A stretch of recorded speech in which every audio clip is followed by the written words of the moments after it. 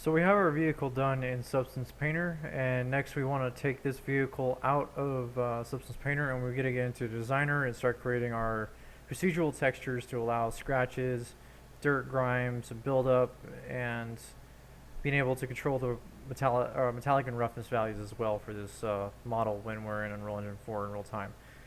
So first thing we'll do is, once you have all the layers exposed that you want to bake out for the look of whatever model you have, I have a few extra layers in here for taxi cab I was working on variation, but I'm not going to be baking any of that information out. You can right click in the viewport and you can do export textures, and you have two tabs that you're going to be working between. So for export, we need to set up the directory in which we want to save this out as. So if you click on this, you would find the directory you want to save the folder in. You select your folder and then you can save it out there. I have it in my PROXY card folder, images, which is a folder saved on my desktop, and I'll save out my images that I get made into this image folder.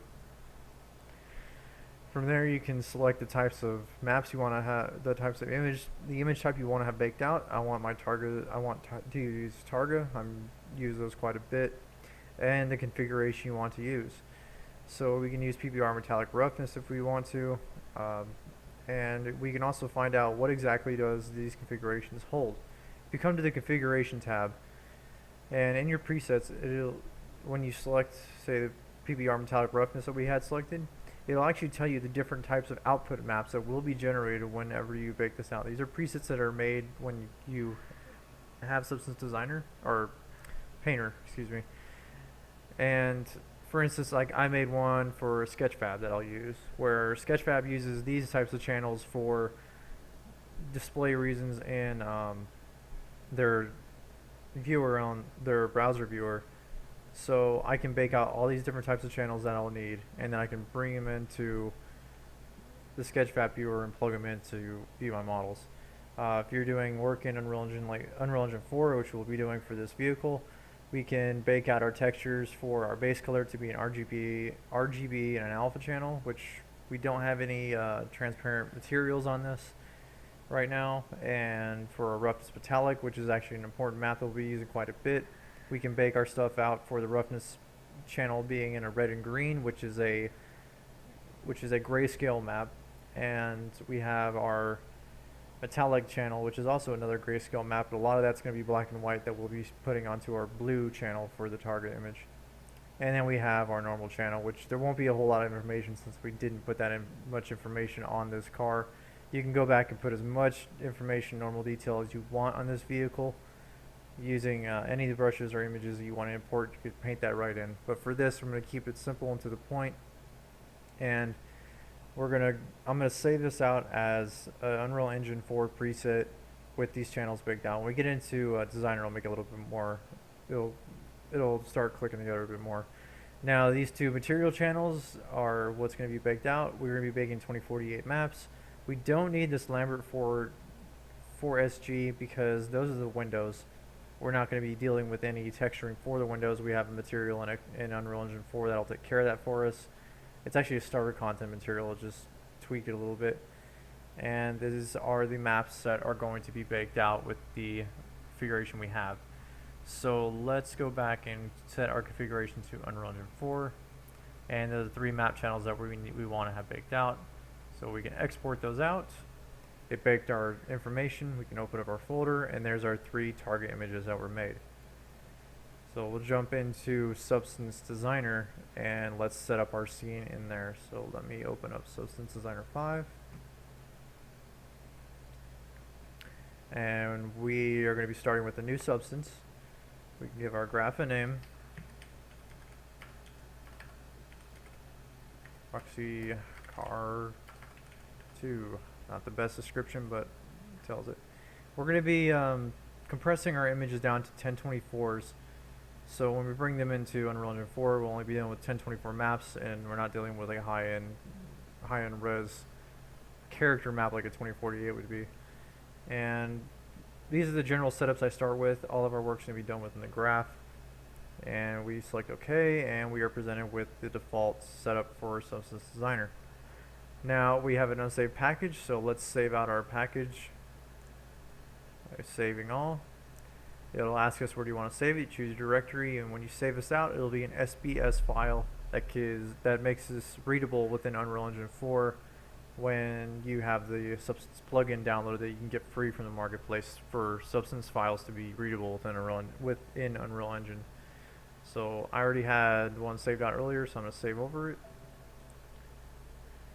And now we can start linking in our 3D model and the images that we had made, or we baked out in Painter. So if we right click on our graph name, our SPS name, we can go ahead and import our bitmaps. Select all 3 of our maps that we made, wherever you had saved them. Open those up. And when we do that, a new resources folder is then made. These are our three textures that we had baked out, and this resource folder holds all the files that you want to have linked to this Substance save file. So next time you open it up, all these will already be included, and your models or whatever you had displayed in the viewport will still be displayed. So next we need to get our model in here. So let's right click on the resources folder. We can link our 3D mesh. Navigate to wherever you saved out your meshes to.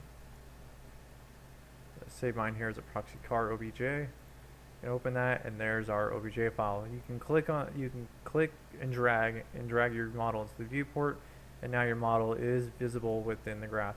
Now I'm navigating by holding down the right mouse button, clicking to orient, middle mouse button, clicking that to pan around, and then right clicking to zoom in and out. Next we need to get our materials. We need to get our materials set up just as we had it in Painter when we baked it out. So let's click shift select all 3, drag over. I'm going to click in the graph editor to bring in our maps. Now our maps, if we double click on our map, we can preview it within the 2D viewport. It'll give us our bitmap information up here, which we baked out 2048s. We can turn this from a color to a grayscale if we so choose. We're going to leave it at color since we're dealing with a base color. And just like before, we have our double click on our metallic and roughness channel, and there's our metallic and roughness. It looks like a crazy color because it's sharing 3 different channel information. So within our, let's turn off our greens and turn off our blues. Our red channel, we have our roughness, same with our blue channel. And then we won't be able to see it too well here, but once I break this up, you'll definitely be able to see the gradients I was talking about. So let's go ahead and start linking up our base color to our base color. Link our normal map information, whatever little details in there, to our normal map. And then we want to split this between these 2 nodes. Now, if I were to just click and drag this right on in, and then we'll preview this in our viewport, I don't think it's going to look the way we want it to. So you can right click on the graph and you can do view outputs in 3D view. We need to select the material that this graph belongs to, which is the initial shading group. This secondary one is the windows. So let's view it. And it looks okay, but back in Painter, that's not what it looks like. We could definitely see that was metallic. This looks a little bit more plastic. So to fix this, we need to break up this node between an RGB, a red, green, blue channel, and then only plug in our red and greens into here for our roughness maps, and then our blue channel for our metallic into the metallic channel. So the way we can do this is you can right click, go to add node, and you can try to find it on here, but if you're not finding what you need, you can always search the actual library that exists in Substance Designer. So the node that we need is an Rgb Splitter. So if I go to compositing nodes, I can go up to search and I can type in RGB, and there I have my RGB split. I can click and drag this into the graph. Well, I didn't mean to accidentally link that there, but you can click and drag this right into the graph and it'll make a node for you. Let me just break that up. So this first channel is needing an Rgb Alpha channel, which this is an RGB. I don't believe there's an alpha on it, but you can click and drag that into there. And now we're beginning to see our gradients coming into play. So first thing we need to feed is either our red or green into this channel here. So we'll grab our red, we'll feed it into our roughness channel. There's the gradient map I was talking about. And then into this one, we should see a black and white image for our metal and our non-metallic items. So we'll grab our blue channel and we'll drag it into metallic. We double click on our node, there's our black and whites, and it looks a lot more like the way it did when it came out of Painter. So for this, I think we'll go ahead and stop the video there. In our next video, we're going to start setting up our different masks for our base color, and we will possibly start adding in a couple more nodes for getting our generator to start working on this vehicle for procedural textures. So stop the video there and then we'll begin that.